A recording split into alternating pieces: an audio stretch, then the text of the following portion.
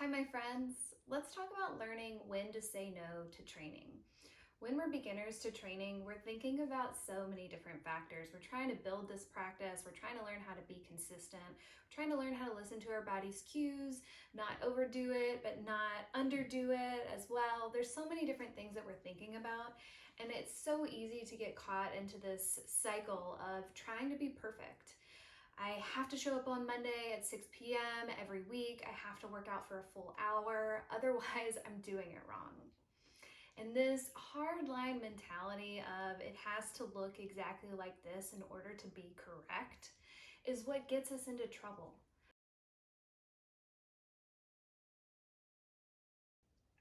We are whole, complex humans with lives that exist outside of the training world, okay? And we need to remember this and recognize this when it comes to our training. How can we start to show compassion towards ourselves?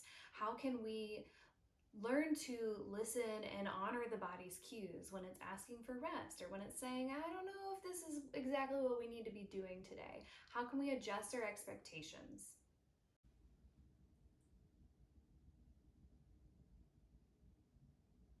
So let's talk about three common situations where you might consider saying no to training. I'm going to talk about when you're not feeling well physically, when you're not feeling well mentally, and when you're feeling uncomfortable showing up to the gym space.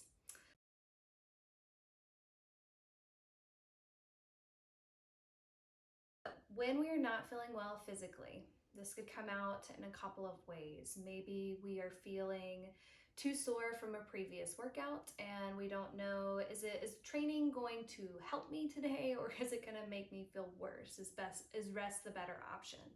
Or maybe you kind of feel a cold coming on or you've got some allergies happening and you're just not feeling great. You're like, I'm not deathly ill, but is training going to make my situation better or worse? In both of these instances where we're not feeling physically 100%, but we're also not in the gutter of health, we need to allow space for other options to exist. Is it possible to go to the gym or go to your training space for maybe 10 minutes and just start moving and see if it feels good for you today?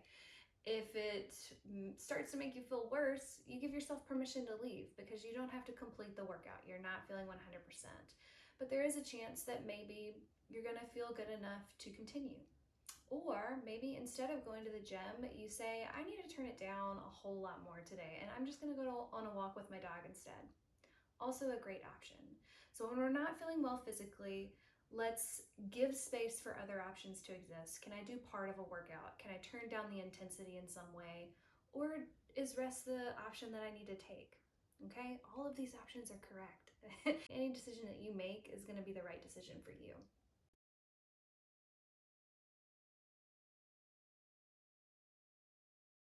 When you're not feeling well mentally, I think this can go a couple of different ways.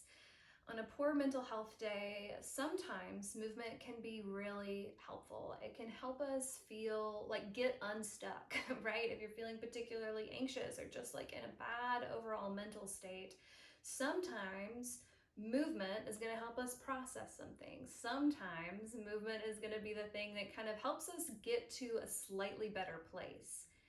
And other times, the body is like in this full body stress mode. You can just feel it head to toe, and you just know in your heart that lifting weights, getting under load is not going to be the thing that helps you today.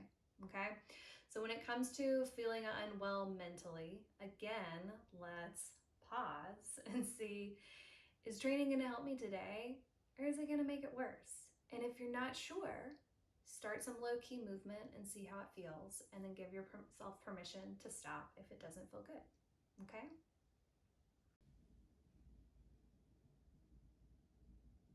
Let's talk about what it's like to go to a new gym for the first time. This is something that a super beginner is going to deal with, someone who is like just starting to step their toes into going to the gym regularly, or someone who is going to a new gym for the first time. Stepping within a new gym space is uncomfortable. Every gym has its own vibe, and we kind of have to do the work to figure out what's going on here. Is this the space for me? Do I feel comfortable here?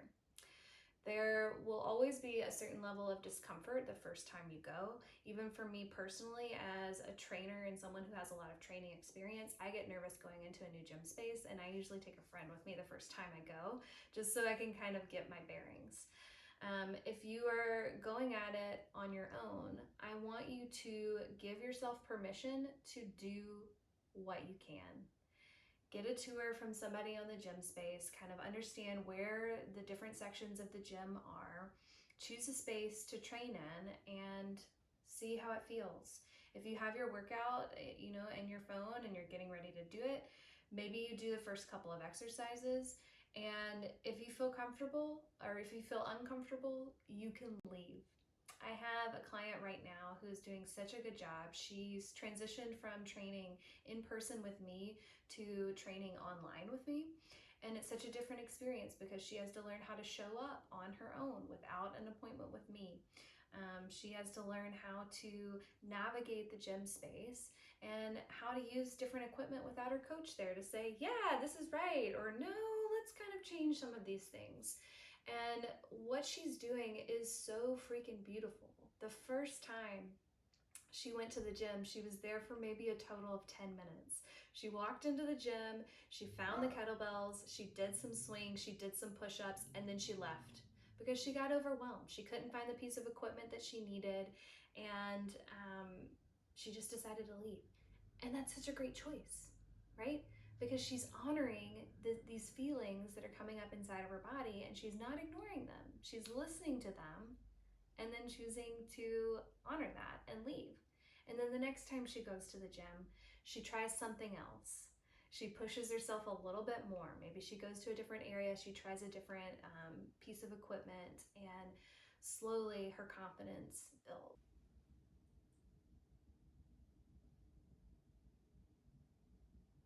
This is what we're trying to do, my friends. It's baby steps. It's not an all or nothing kind of thing.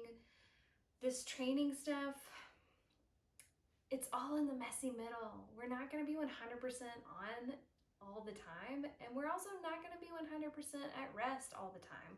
We're probably going to spend most of our time in the middle, okay?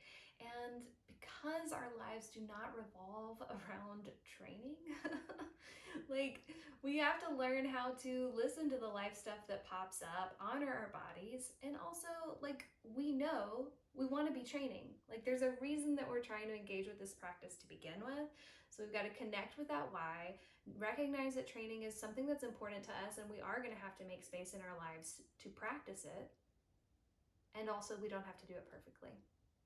Let's just start listening to what's going on up here and here. Thanks for watching.